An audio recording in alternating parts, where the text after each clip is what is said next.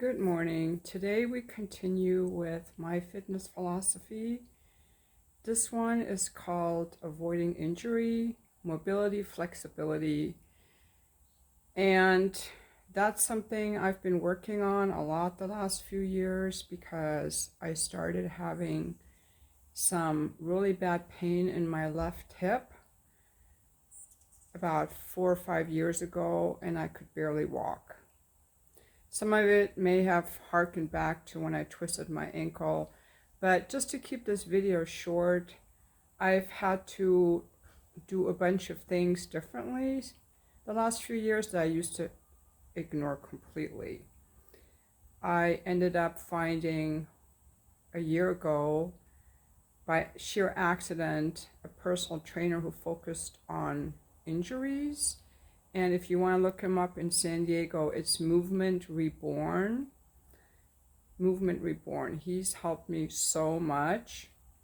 And also found someone who's really good at like fascia release and deep tissue work, which has been some of it really painful.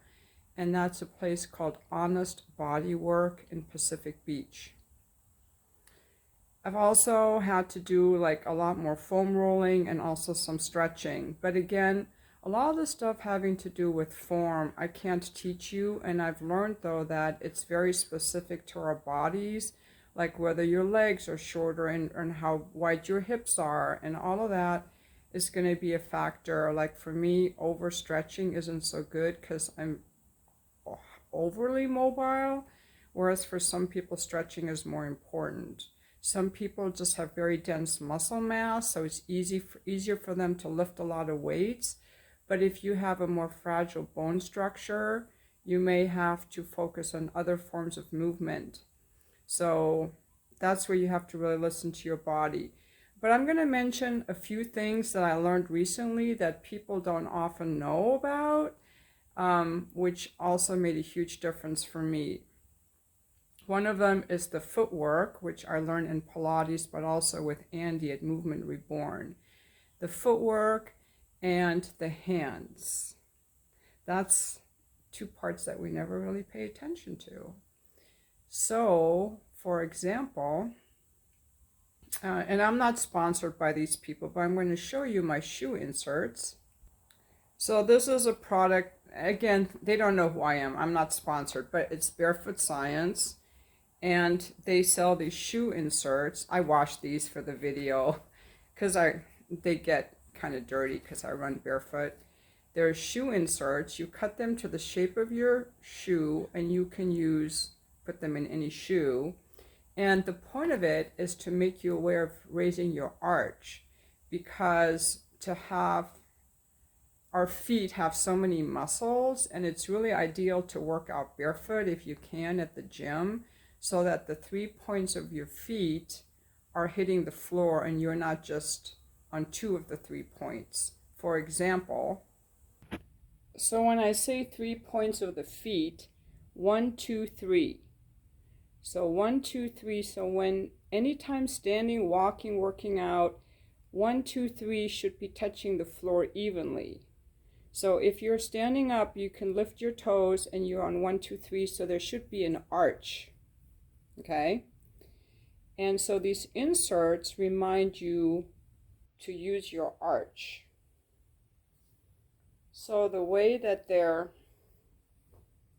so you start out, so you cut them to the shape of your shoe, and then you start out with level 1. There are 8 levels of inserts.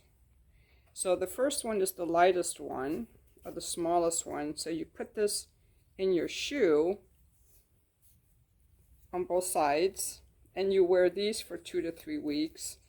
And what it does, it lifts up your arch a little bit, but not in a support way, just in a reminder way, to remind you to work on these parts, all 3 points of your feet. And then once you're used to that, you can go on to the bigger ones. So right now, I'm using the blues right now, but I could go up to the purple. And these can go in any shoes. That's what's the good thing about these. I didn't have to cut these to size, but you may have to cut these to size. And again with that, The footwork is super important. Like in Pilates, we did like footwork where we, you know, had to spread our toes. You should be able to spread your toes and move your toes around. And also there are some foot exercises that you can do where you, like, you're standing up and you're scrunching your feet together to strengthen the arch, because the feet have so many muscles. And just like when you're taking a shower or a bath, just massage your feet out a little bit, because the ankles and the feet, like, they're super important. And to like roll out the bottom of your foot with a ball. The feet are very overlooked, and if your feet are not good, everything up the chain is going to suffer. That's what I wanted to say, because if you're not putting any weight on your heel, you're not going to be using your glutes. You're going to be putting too much stress on your knee. If you're not on the outside part of your foot on that third point, you're not going to be using your glutes. You're going to be using the wrong muscles, and that's what was happening on my left side, where I was using my hip flexor to compensate for bad work on my feet. Okay, so that was the feet. The other thing I learned only recently was about the hands, because when I do push-ups, I was just using this part of my wrist, but in animal flow you have to use the whole hand. So he taught me, and I guess people who do handstands in animal flow already know this, instead of, like, say this is the surface, instead of putting my weight here, I'm exaggerating, you want to cup. You want to cup your hands so that this and this touch, that there's an opening, and the fingers, so that the fingers are used for balancing just like the toes are used for balancing. Like, this has been super fun to learn. So now when I do my animal flow, it's hard to show on here. I've been working on trying to cup my hands so that this, instead of doing this, to be more cupped, and to cup my fingers. Okay, so those are just a couple different things. I've also had to learn how to properly do squats versus hinges.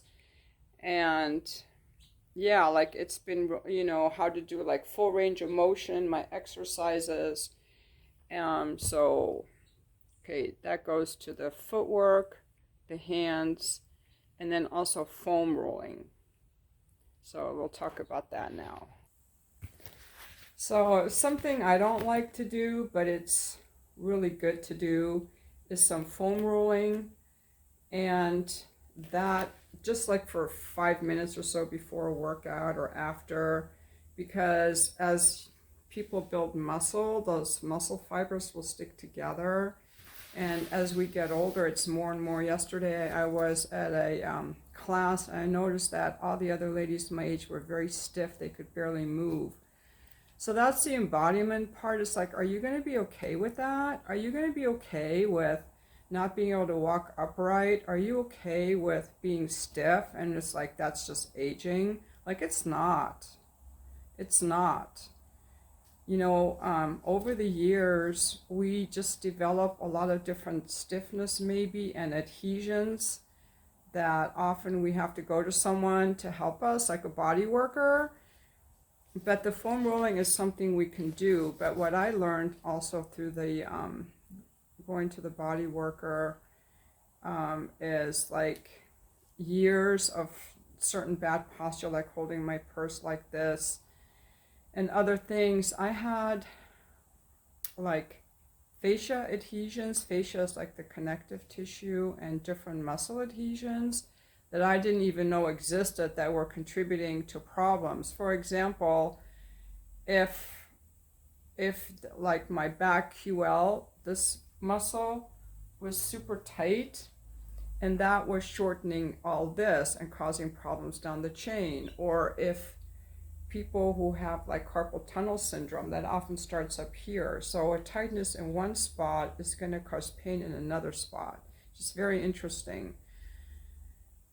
But a lot of this body worker goes into my psoas. Like, there's a muscle I didn't know. It goes like, the psoas goes from here all around through the hip girdle And she just gets in there and like, oh my God, it hurts so much, but it just opened up all this space. And then when she got in the back of my hamstring, it was so painful. But then it started making this leg rotate more because it was just stuck. That's why sometimes we have to go. And the massage people don't get that deep and they don't have the knowledge. Like these body worker people have a lot of advanced training to know exactly where to go and where the muscles are. So it's been a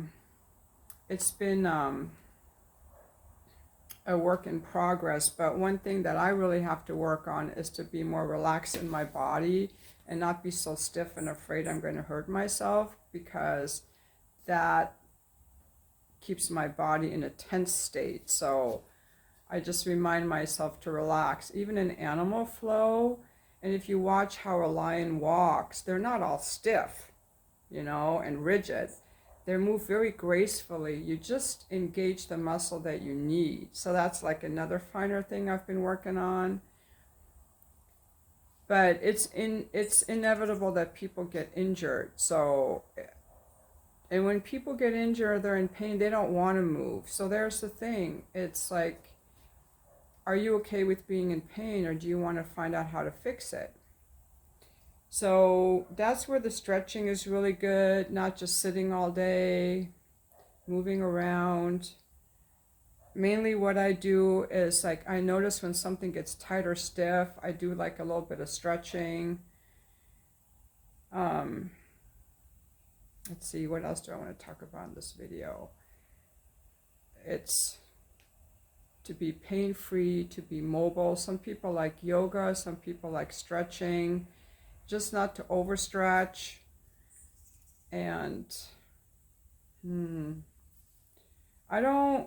really afraid of getting hurt, so I don't really do stuff that's really extreme. But like people who play sports or do extreme sports or a lot of training, they can injure themselves more. They probably have some better tips on what to do, but definitely having good form, doing a few minutes of warm-up, a little bit of foam rolling, a little bit of stretching, getting massages. And as we get older, finding someone to release these adhesions is super important so that you're not all stiff. And you can change it. Like even a few months ago, I wasn't able to, like I can hold a weight with straight arms now above my head. But a few months ago, I couldn't because there was like a tightness here and I couldn't lift my arm all the way. So between the body worker and the massage therapist I go to, they kind of got out this knot. And now I can lift like a 25-pound ball and do like these ball slams, and like hold a weight up all the way. Should be able to do that, but I still have a little tightness in this hip. That bothers me actually when I walk, so I try not to walk. It's fine when I run, so I'm still working on loosening up this left leg. It's been like a process. That's really all I have. I think that sums up my video on the fitness, but again, just to also add on, if I haven't said any other ones, is that like right now I'm going to go for a run. So I went to bed early. Like a good night's sleep is super important, getting enough water and eating healthy food, because that's nourishment for the body that the body needs to perform. Also not sitting all day, getting up and moving frequently, and then noticing when there's some pain and tightness and like, I wonder what that is. Is that like something I need to strengthen? Is it something I need to relax? Is it something I need to get massaged out or worked out? And honestly, I don't always know. The whole thing is very puzzling to me still at times. So, but I think the most important thing too is not just the working out. People ask me how I'm fit. That's what started this set of videos. It's to realize that sugar is a poison. And I'm not telling you not to eat sugar, but there's a consequence for eating sugar. Eating sugar is poison to the body. Refined sugar, and it causes inflammation, it causes weight gain, It causes disease, poor metabolic disorder, refined sugar, and all of the processed foods are poison. So a lot of looking fit is the muscle tone, the skin tone, and that comes from our food. In Ayurveda, they say food is medicine. And that's not to make you feel bad. I'm not trying to guilt you. You can eat whatever you want. But it's like, it's almost like, what's a good example? It's how we want to nourish our body, and that shows up. It's not calories in, calories out. We know that's not true anymore. It's what we put in our body. And I don't think people have to be extreme about it, but avoiding refined sugar and all of these oils, like processed foods have, like soy oil and corn oil and palm seed oil. Those are all poison. They clog up the pores. They make people feel sluggish. They make people sick, cause inflammation. So just eating foods close to the earth, whether you're eating meat or not, beans, vegetables, fruit, grains, nuts,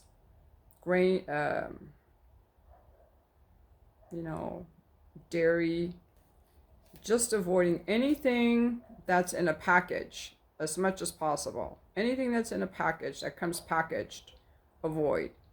That's probably the biggest tip, because a lot of fitness has to do also with how we look, and that has to do with what we eat, for sure. There's a genetic component, like genetically I have a certain body type, okay? So I have an hourglass figure, I have a nice figure, I have nice cheekbones, like I have certain things genetically. I'm short, 5'3". But if I were to eat a bunch of shitty, crappy food, I'd be walking like this and I'd be all fat and my hair would be thinning. And I wouldn't be vibrant like this. There's a thing called epigenetics.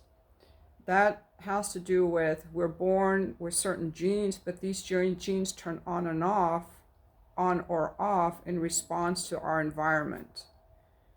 Food scarcity, and we pass that on to future generations. So you might have the genes for getting cancer, but if you don't eat a bunch of crappy food, you won't get it. That's an example. So the food really matters a lot, you guys. That's the biggest thing, and that's what people don't want to change.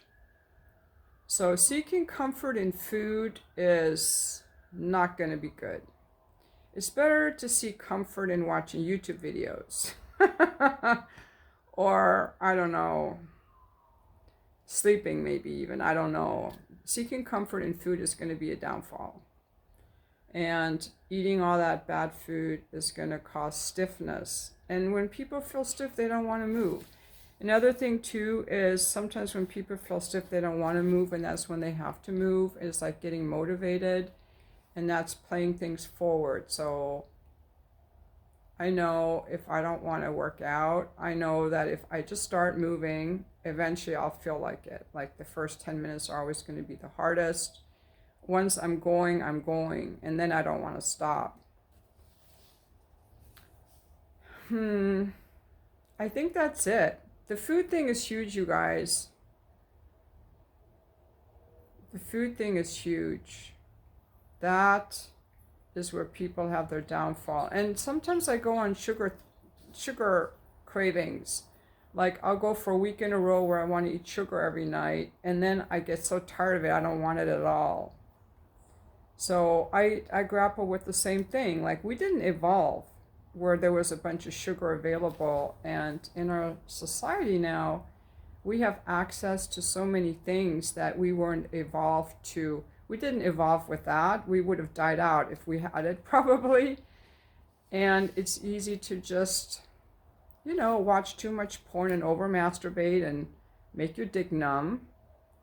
Eat too much sugar and cause inflammation, get fat, and lose your muscle tone. sit around all day and get lethargic and droopy. I mean, it's easy in our modern society to neglect our health, frankly. It's easy. So the sugar thing is the biggest one, you guys. I'm not that. My fitness philosophy, if I had to sum it up, is like, know that sugar and refined foods are poison. Get up and move every morning. That I could summarize it like that. Getting up with the sun.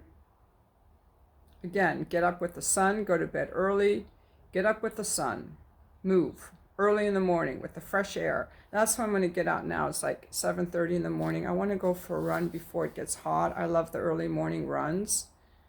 And I just do 25 minutes. That's all. Don't have to overdo it. And I know I've waited so long to make this video, but this is going to wrap it up. And I also have to make another. I have to finish the parenting series, so I owe that still to the channel. I'm glad that I'm back after my strike. I got to clean up some loose ends. So if you guys have any tips for fitness that you want to leave for other people who are struggling to get started or who have pain, leave it in the comments. And thank you for watching my video.